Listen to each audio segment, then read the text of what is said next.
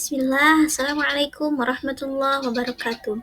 Alhamdulillahilladzi hadana lihadza wa ma kunna linahtadiya laula an hadanallah. Asyhadu an la ilaha illallah wa asyhadu anna Muhammadan abduhu wa rasuluh alladzi la nabiyya ba'dah.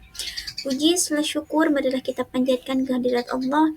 Salawat beserta salam semoga tetap tercurah limpahkan kepada baginda alam, yakni Kangjeng Nabi Muhammad sallallahu alaihi wasallam. Tak lupa kepada keluarganya, para sahabatnya, dan semoga sampai kepada kita selaku umatnya. Yang saya hormati Ibu Dr. Hajah Hilda Aini Syifa MAG, Ibu Dr. Hajah Neneng Nafisa MSI MAG sebagai dosen pengampu mata kuliah Ilmu Pendidikan Islam 2, dan kepada rekan-rekan yang saya banggakan. Saya Sri Hera, Prodi Pendidikan Agama Islam, semester 3, Fakultas Pendidikan Agama Islam dan Keguruan Universitas Garut. Pada kesempatan kali ini, saya akan memaparkan mengenai reaktualisasi pendidikan Islam dalam merespon tantangan dunia pendidikan. Apa itu reaktualisasi pendidikan Islam? Nah, reaktualisasi pendidikan Islam dapat diartikan sebagai hal yang mutlak yang dilakukan sebagai suatu upaya pembaharuan nilai-nilai Islam di dalam kehidupan. Nah, selanjutnya yaitu pendidikan Islam pada era globalisasi. Pada era globalisasi ini banyak sekali perubahan-perubahan pada aspek kehidupan kita yang sulit untuk kita hindari. Oleh karena itu, pendidikan Islam pada era globalisasi tidak luput dari problematika-problematika yang muncul seperti perubahannya metode, perubahan kurikulum, dan lain sebagainya. Nah, problematika tersebut disebabkan oleh dua faktor, yaitu faktor internal dan faktor eksternal. Faktor internal salah satunya terdiri dari relasi kekuasaan dan orientasi pendidikan Islam. Pada dasarnya, tujuan pendidikan Islam ini untuk memanusiakan manusia atau mengangkat harkat derajat manusia sebagai khalifah di muka bumi ini. Sangat ideal, bukan? Nah, saking sangat idealnya tujuan pendidikan jarang terlaksanakan dengan baik, atau malah pada zaman sekarang ini kehilangan arah gitu, karena masih banyak orang-orang yang berpendapat atau berpikiran tujuan pendidikan hanya untuk lapangan pekerjaan misalnya gitu ya. Yang kedua ada kurikulum, ada metode pembelajaran gitu.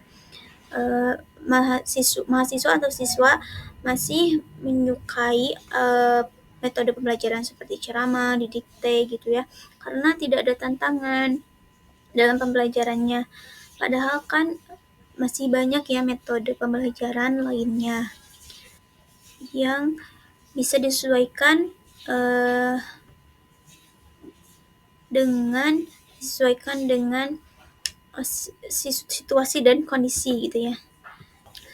Lalu ada profesionalitas dan kualitas sumber daya manusia.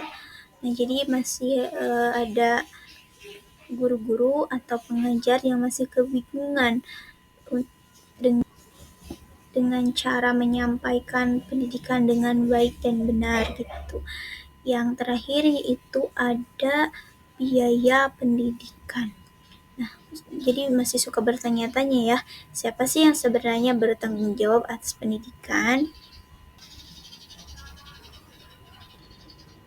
Terkait dengan amanat konstitusi sebagai yang termaktub dalam Undang-Undang 45 hasil amandemen serta Undang-Undang Sisdiknas Nomor 20 Tahun 2003 tentang Sistem Pendidikan Nasional yang memerintahkan negara mengelola dana minimal 20% dari APBN dan APBD di masing-masing daerah.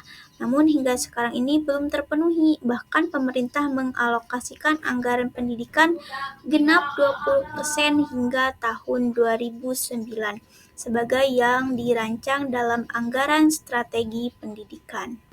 Yang selanjutnya yaitu faktor eksternal yang terdiri dari disotomi.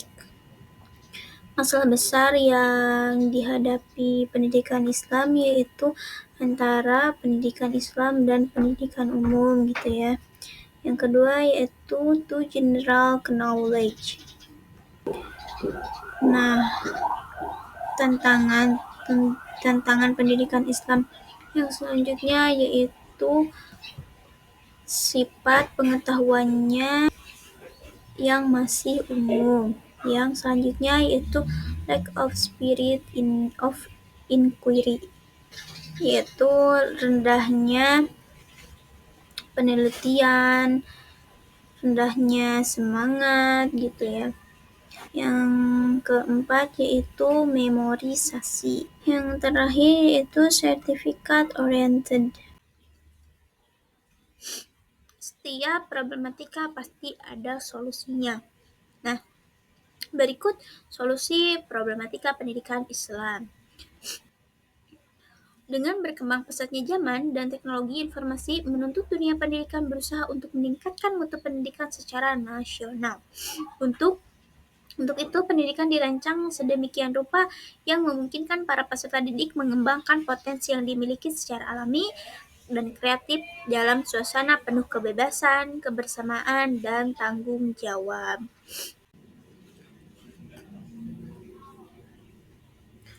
Mungkin sekian yang dapat saya sampaikan. Mohon maaf masih banyak terdapat kekurangan. Unzur maqala wa la tanzur maqala. Wassalamualaikum warahmatullahi wabarakatuh.